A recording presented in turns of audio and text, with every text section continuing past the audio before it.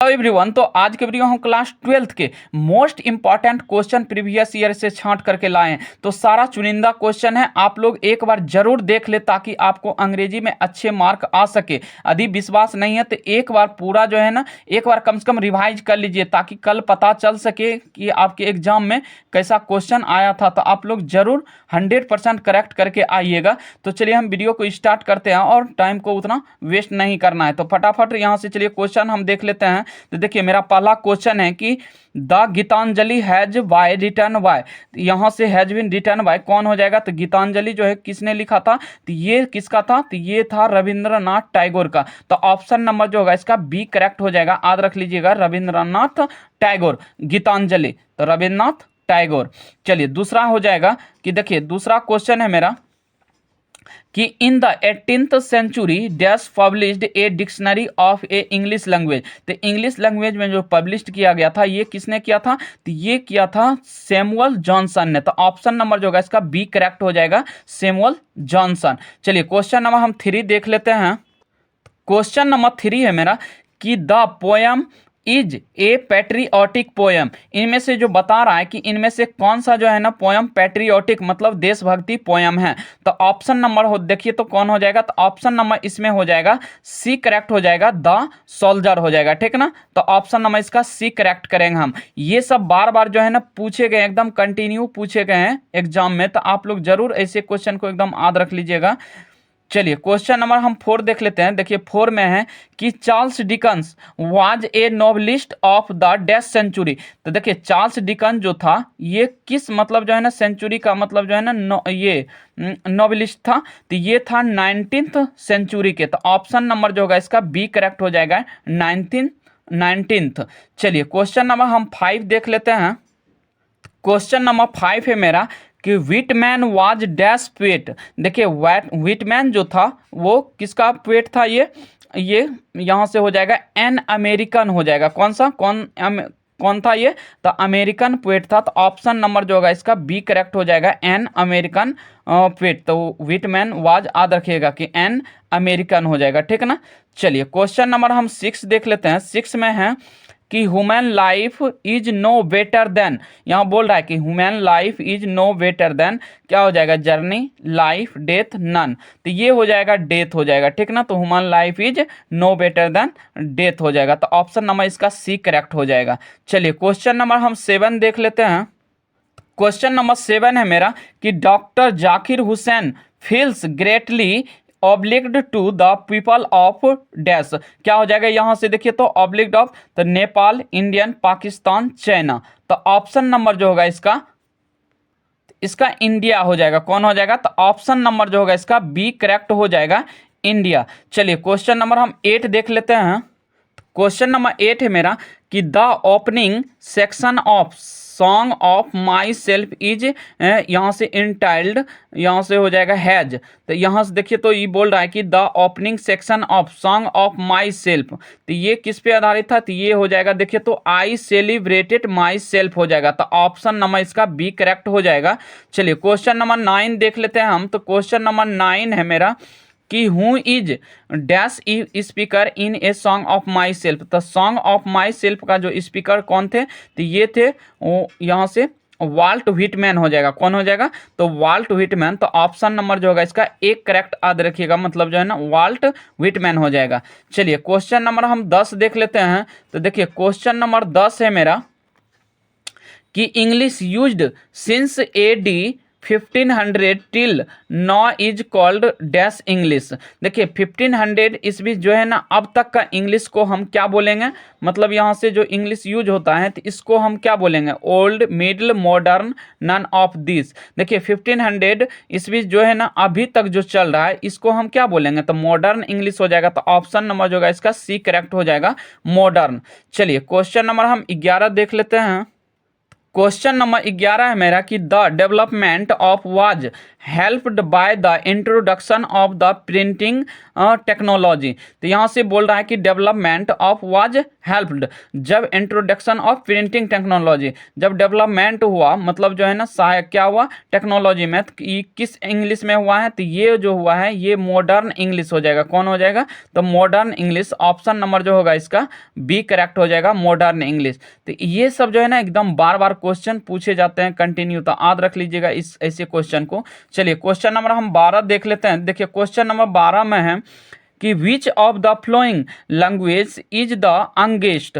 अभी तक में जो है ना सबसे जवान लैंग्वेज किसको माना जाता है, तो यहाँ से जो है ना एक देखिए मतलब जो है ना स्टाइलिश अभी लैंग्वेज बोला जाता है कि चलिए इंग्लिश में ही बात करना, सब आदमी चाहते हैं कि किसी तरह इंग्लिश में हम बात करें। तो ऑप्शन नंबर जो हो जाएगा ये मतलब सी हो जाएगा, मतलब इंग्लिश हो जाएगा। ठीक, चलिए क्वेश्चन नंबर हम 13 देख लेते हैं।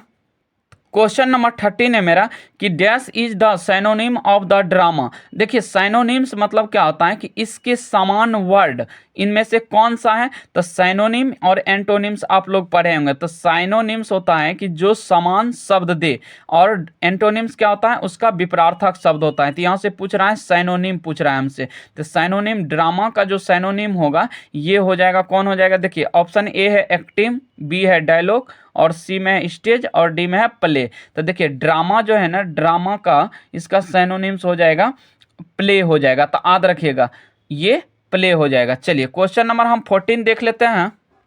क्वेश्चन नंबर 14 है मेरा कि today dash English is recognized as a world language. देखिए वर्ल्ड लैंग्वेज के बात कर रहा है, तो ये कौन हो जाएगा, तो ये हो जाएगा अमेरिकन इंग्लिश हो जाएगा। ठीक है ना, तो ऑप्शन नंबर जो होगा इसका ए हो जाएगा अमेरिकन। ठीक है ना, ऑप्शन नंबर इसका सी करेक्ट हो जाएगा। चलिए क्वेश्चन नंबर हम 15 देख लेते हैं। देखिए क्वेश्चन नंबर 15 में है मेरा कि the Savitri has been written by. तो यहाँ से द सावित्री बोल रहा है, तो ये कौन हो जाएगा, देखिए ऑप्शन ए है अरविंदो घोष है, सी में बी में है सरोजनी नायडू, सी में है रविंद्रनाथ टैगोर, डी में है नन। तो इसका जो है ना द सावित्री का किसने लिखा है, तो ये लिखा है अरविंदो घोष ने। तो ऑप्शन नंबर जो होगा इसका ए करेक्ट हो जाएगा। चलिए क्वेश्चन नंबर हम 16 देख लेते हैं। तो देखिए क्वेश्चन नंबर 16 है मेरा कि dash is called the father of modern novel. तो यहाँ से बोल रहा है कि मॉडर्न नॉवल का जो पिता है इस किसको बोला जाता है। देखिए ऑप्शन ए है रिचर्डसन है, बी में है जॉनसन है, और सी में है ड्राइसन, और डी में नन ऑफ दीज है। तो ये बोला जाता है रिचर्डसन को। तो ऑप्शन नंबर इसका ए करेक्ट हो जाएगा। चलिए क्वेश्चन नंबर हम 17 देख लेते हैं। क्वेश्चन नंबर 17 है मेरा कि wealth and luxurious do not make a dash happy. अब देखिए यहाँ से वेल्थ और लग्जरियस जिसको बोलते हैं हम शान शौकत, और यहाँ से धन मतलब क्या है, यहाँ से मैक ए डैश हैप्पी किसके लिए, मतलब जो है ना ये शान शौकत और धन मतलब जो है ना नहीं बनाता है खुश के लिए, तो ये हो जाएगा मैन। तो ऑप्शन नंबर जो होगा इसका बी करेक्ट हो जाएगा, मैन इसमें मारना है ऑप्शन। चलिए क्वेश्चन नंबर 18 देख लेते हैं। तो 18 में है कि द रोमांटिक यहाँ से रिवाइवल इज ऑफन यहाँ से एसोसिएटेड विथ, कौन हो जाएगा ये, तो ऑप्शन नंबर जो हो जाएगा यहाँ से ये हो जाएगा विलियम वर्ड्सवर्थ हो जाएगा। तो ऑप्शन नंबर इसका कौन हो जाएगा, सी करेक्ट हो जाएगा, विलियम वर्ड्सवर्थ। चलिए क्वेश्चन नंबर हम 19 देख लेते हैं। क्वेश्चन नंबर 19 में है कि the old English period is यहाँ से चैरेक्टराइज्ड बाय। यहाँ से देखिए ऑप्शन ए है वोकेबलरी है, बी में है मूड है, सी में इनफ्लेक्शन है, और डी में है जेंडर। तो कौन हो जाएगा, तो यहाँ से चैरेक्टर बाय हो जाएगा। यहाँ से कौन बोल रहा है, द ओल्ड इंग्लिश, तो इनफ्लेक्शन हो जाएगा। तो ऑप्शन नंबर जो है इसका सी करेक्ट हो जाएगा, इनफ्लेक्शन। चलिए क्वेश्चन नंबर हम 20 देख लेते हैं। क्वेश्चन नंबर 20 है मेरा कि English is used in China as a dash language. अब देखिए चाइना में जो है ना इंग्लिश का प्रयोग किया जाता है, ये क्या बोला जाता है वहाँ से, कौन सेकेंड लैंग्वेज बोला जाता है, या कि फर्स्ट, या तो फॉरजिन, या तो थर्ड, क्या यूज किया जाता है, तो ये फॉरजिन यूज किया जाता है। ठीक है ना, तो ऑप्शन नंबर जो होगा इसका सी करेक्ट हो जाएगा। तो यहाँ से ये सब पूछा गया क्वेश्चन है कि English is used in A China. अब चाइना में जो प्रयोग किया जाता है इसको कौन सा लैंग्वेज बोलते हैं, तो फॉरजिन लैंग्वेज बोलते हैं। ठीक है ना, चलिए क्वेश्चन नंबर हम 21 देख लेते हैं। तो देखिए 21 में है मेरा कि today it is impossible to think and imagine a world without the, क्या है, ऑप्शन ए है कि world method of agriculture, b में है प्रिंटिंग मशीन, सी में है ब्लॉक कार्ट, उसके बाद हो गया यहाँ से डी में है इलिटरेट पीपल। तो कौन हो जाएगा? तो अभी देखिए यहाँ से 2D इम्पॉसिबल बता रहा है, मतलब आज के समय में जो क्या है असंभव नहीं है। तो किसके यहाँ से कौन हो जाएगा? तो ऑप्शन नंबर जो होगा इसका बी करेक्ट हो जाएगा, प्रिंटिंग मशीन। चलिए क्वेश्चन नंबर हम 22 देख लेते हैं। तो देखिए क्वेश्चन नंबर 22 है मेरा कि what is the main language of the United Nations. United राष्ट्र के लिए जो है ना मेन लैंग्वेज क्या है? तो ये है इंग्लिश। तो ध्यान रखिएगा ऑप्शन नंबर जो होगा इसका सी करेक्ट हो जाएगा, इंग्लिश। क्वेश्चन नंबर 23 में है कि modern English begin from. Modern English की शुरुआत कब हुई? तो ये हुई थी मतलब 15 मतलब ईसा पूर्व हो गया था, तो AD 1500 हो जाएगा, ठीक है ना। तो ऑप्शन नंबर जो होगा इसका सी करेक्ट हो जाएगा। चलिए क्वेश्चन नंबर हम 24 देख लेते हैं।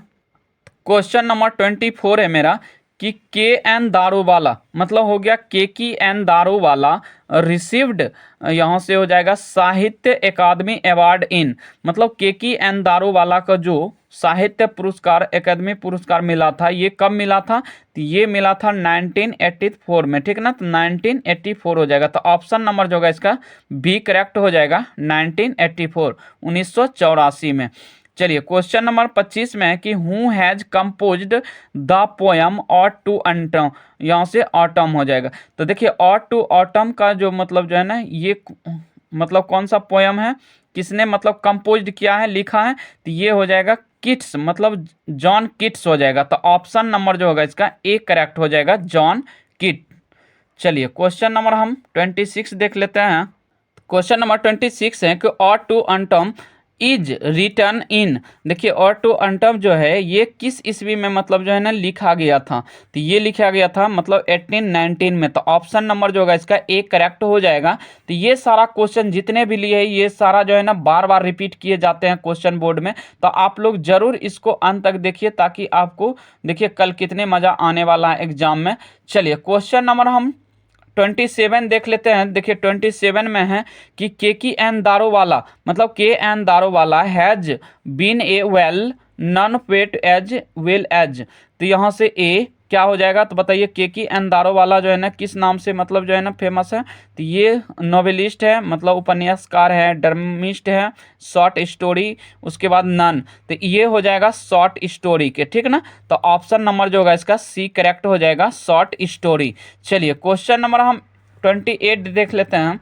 देखिए 28 में है मेरा कि my experiments with truth was written bye.